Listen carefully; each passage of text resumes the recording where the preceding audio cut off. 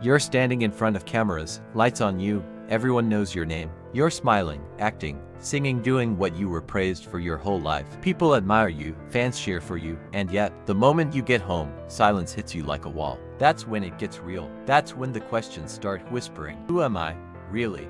That was Tom Rodriguez. To the world, he had it all: a successful career, a face that lit up screens, talent that brought roles to life. He played heroes, lovers, dream guys, but behind the scenes, he was asking questions no role could answer. There was a time Tom couldn't even recognize the guy in the mirror. Not because of makeup or the characters he played, but because deep down, he didn't know who he was anymore. I had everything, but still felt empty. He would smile in interviews, post on social media, go from taping to taping. But when the noise faded, he'd sit in his room with a heaviness he couldn't explain. Para sa iyong may hinahanap pero di niya alam kung ano. He tried filling that void with success, projects, endorsements, approval. But every achievement felt like sand slipping through his fingers. He'd lie in bed, staring at the ceiling, wondering, is this all there is? And then came the heartbreak, not just from relationships, but from within himself. Mistakes, regrets, choices he thought would make him happy but only left him more confused, more broken. People speculated, some judged, others turned away. And Tom, he started to spiral. There were nights he'd cry quietly, thinking no one would understand. Nights he'd whisper, God, if you're real, where are you? And that's where it started. Not with a grand moment or dramatic miracle, but with a whisper. A quiet stirring in his heart, a longing he couldn't explain. And somehow, in the stillness, God met him. One friend, someone who had also been changed by Jesus, reached out, not to preach, not to shame, just to listen, to walk with him, to remind him, you're not alone. God hasn't given up on you. That conversation led to another, then to a Bible study, then to moments where Tom found himself breaking down, not out of pain, but from the weight of grace. He began to see all the years he spent searching,